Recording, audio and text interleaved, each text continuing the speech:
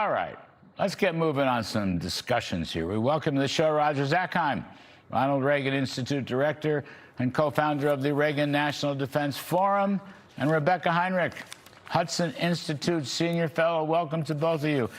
Roger, I mean, this is diplomacy through bombing, okay? And I'm fine with that. I'm good with that.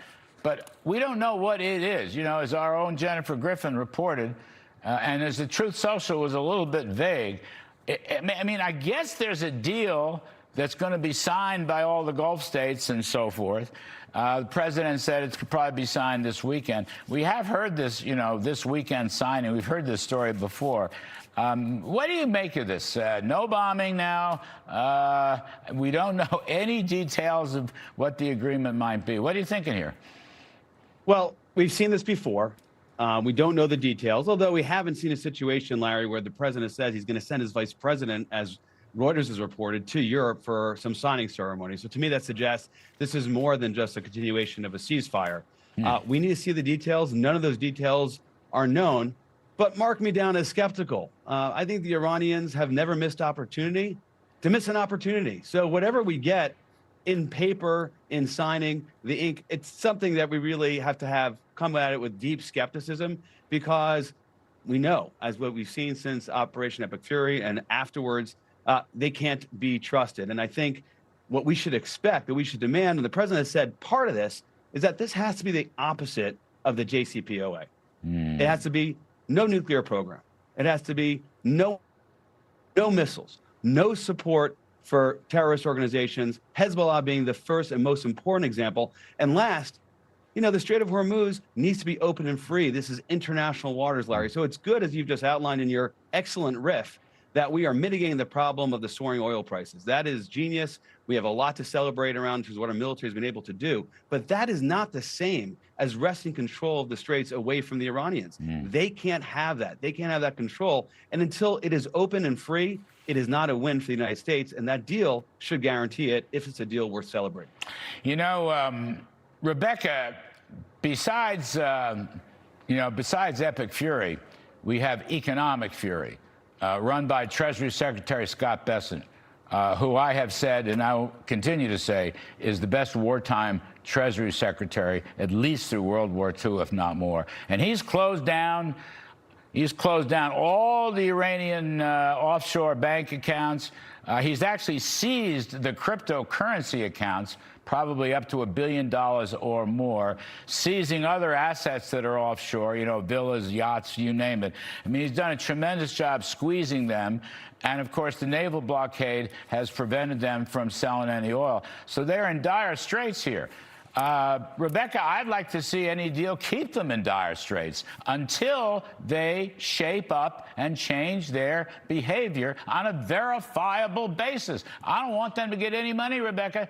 I mean, the president said the blockade is going to stay in place. No money, no reparations. You know, you'd hear this loose talk of $12 billion or $24. I don't want to see them get anything until and unless they completely change their behavior verifiably, Rebeccah Heinrichs.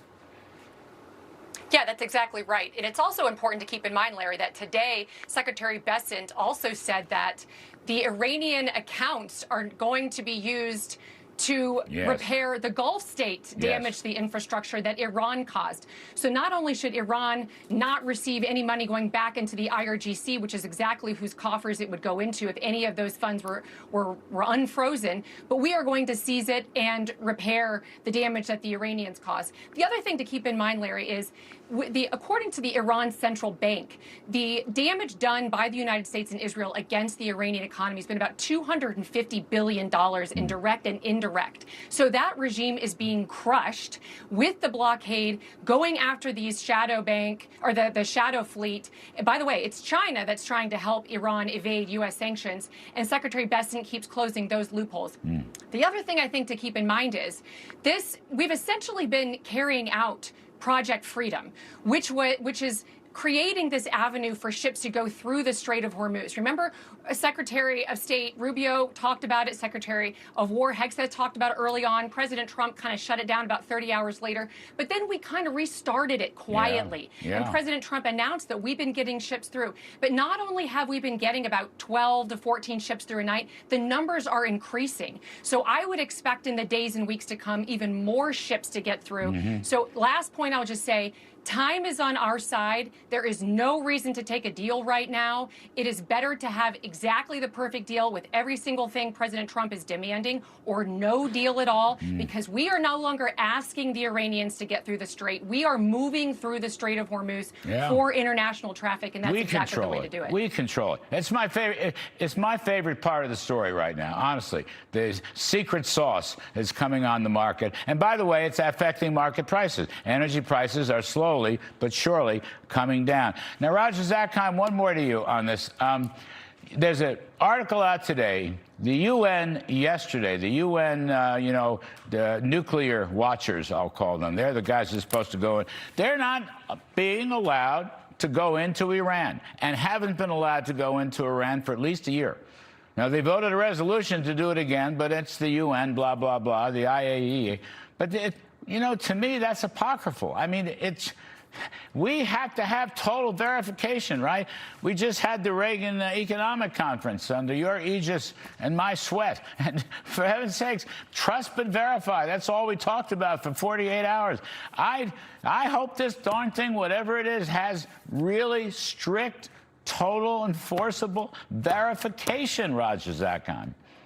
And there's been no record of the Iranians being able to do that. I mean, sort of the least surprising story out there is the one you've described. Wow, the Iranians are now allowing the nuclear inspectors. They're now allowing the verification. I mean, this is as old as the Iranian regime. I want to go also back to one point, Larry, you made. I mean, you're the economist, but on the pallets of cash, this idea that somehow we're going to give them money. Money is fungible, right? This is going to prop up the regime. And in my view, and I'm sure you share this as well, that if we're going to have a Marshall Plan with Iran, it has to be with a different regime, not the one in place. And pallets of cash should not be transiting across the Strait of Hormuz. Every nickel that we would give them, every nickel will go into something evil. We know that. That's their whole history. That was the big mistake that Obama made and Biden made. They just start rebuilding stuff and more missiles, more nuclear. And we got to get the enriched uranium out. I mean, we know that too. All right, kids, thank you very much. We got to move on. Roger Zakheim, we appreciate it. Rebeccah Heinrichs, appreciate it. Thanks for coming on the show.